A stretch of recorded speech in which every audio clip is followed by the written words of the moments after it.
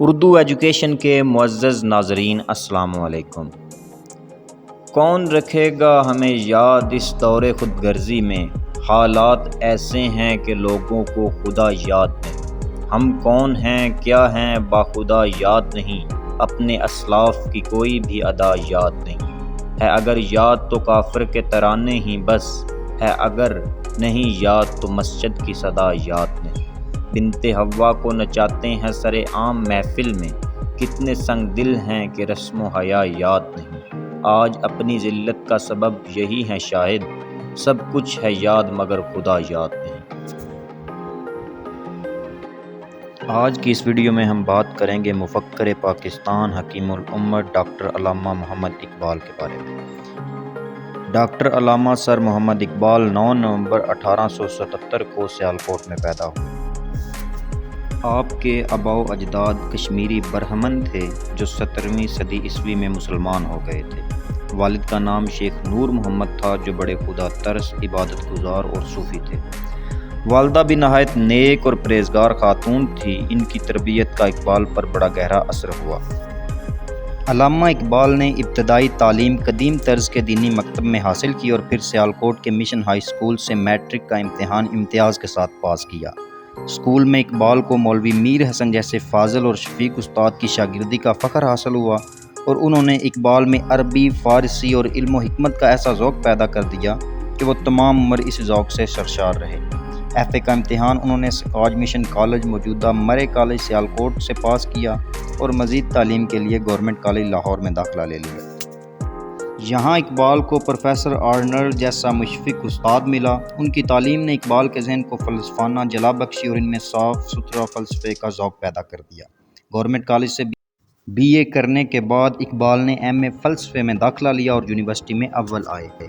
M اے کرنے کے بعد اقبال ایم اے کالج میں فلسفہ اور انگریزی پڑھاتے رہے۔ کچھ عرصے کے بعد انہوں نے اعلیٰ تعلیم حاصل کرنے کا فیصلہ کیا۔ چنانچہ اقبال 1905 میں اعلیٰ تعلیم حاصل کرنے کے لیے انگلستان چلے گئے۔ انگلستان سے انہوں نے پی ایچ ڈی کی ڈگری حاصل کی اور 1908 میں وطن واپس آئے۔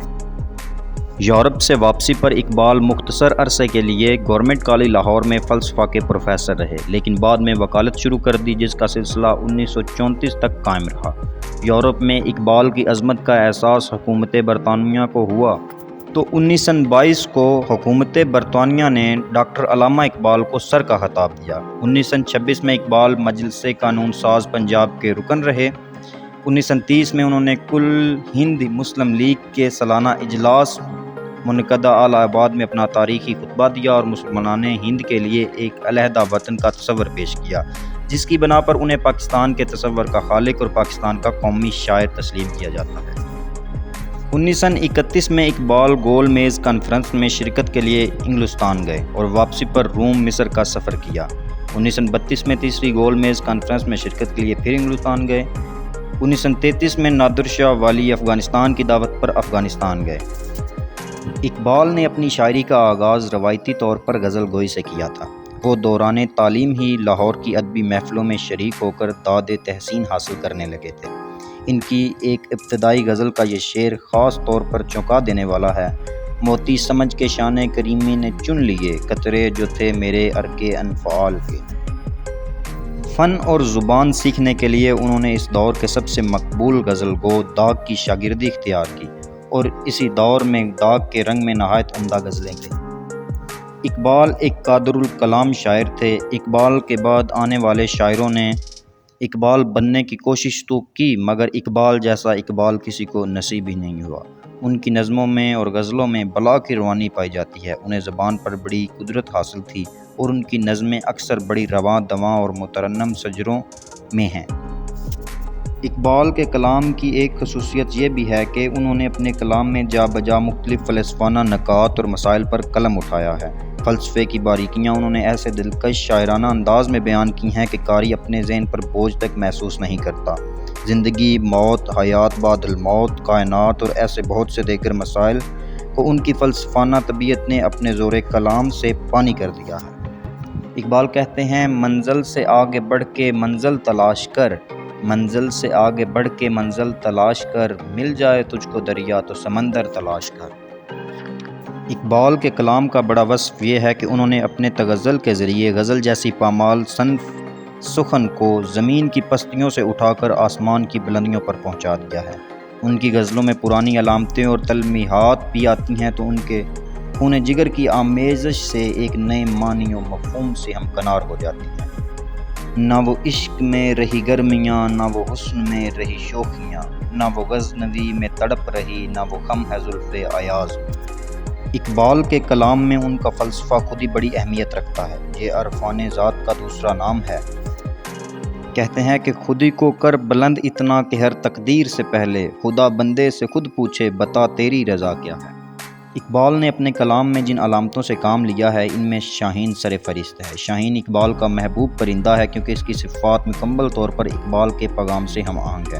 اقبال نے اسے پرندوں کی دنیا کا درویش کہا ہے۔ وہ آشیانہ نہیں بناتا، خوددار غیرت مند ہے کیونکہ اپنی روزی اپنی قوت بازو سے حاصل کرتا ہے۔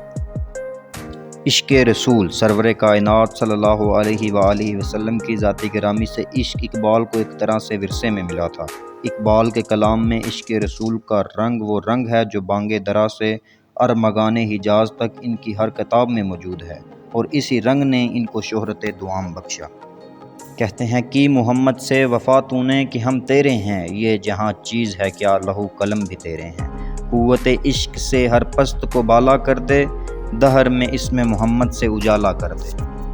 اپنے کلام کی ان گوناگو خصوصیات کی بنا پر اقبال کو ترجمان حقیقت، حکیم الامت، شاعر مشرق اور ترجمان خودی کہا جاتا ہے، مگر خالصتاً ایک شاعر کی حیثیت سے بھی ان کا فنی مرتبہ بہت بلند ہے۔ ان کا کلام محض و غز نہیں بلکہ اس میں ادبی حسن اور شعریت پائی جاتی ہے۔ انہوں نے غزل، رباعی، قطعہ، مثنوی، مسدس ہر صنف صحن میں نہایت کامیابی سے طبع آزمائی کی ہے۔ انہوں نے اپنے خیالات کے اظہار کے لیے غزل کو وسعت دینے کے علاوہ نئے نئے سانچے تیار کیے، نادر تشبیہات، لطف و استعارات اور اچھوتی ترکیب استعمال کی، شاعری کو سحری بنا دیا۔ چنانچہ اقبال کی شاعری ایک درس، ایک پیام اور ایک پیغمبرانہ دعوت فکر عمل ہوتے ہوئے بھی اپنے اندر زبان، بیان کا سارا حسن اور طرز ادا کی تمام دلکشی اور عنائی سموئے ہوئے ہے۔ عمر کے آخری سالوں میں اقبال کی صحت خاصی خراب رہنے لگی۔ 1935 میں وہ برقی علاج کے لیے بھوپال گئے۔ بالآخر مالک حقیقی کا بلاوا آ پہنچا اور وہ 21 اپریل 1938 کو اس جہان فانی سے رخصت ہو گئے۔ بادشاہی مسجد لاہور کے پہلو میں سیڑھیوں کے قریب ان کا مزار ہے۔ بانگ درا، بال جبریل، ضرب کلیم اور ارمغان حجاز اقبال کے اردو کلام کے مجموعے ہیں۔ اس کے ساتھ ہی ہمیں دیجیے اجازت، ملتے ہیں نیکسٹ ویڈیو میں۔ اللہ حافظ و ناصر۔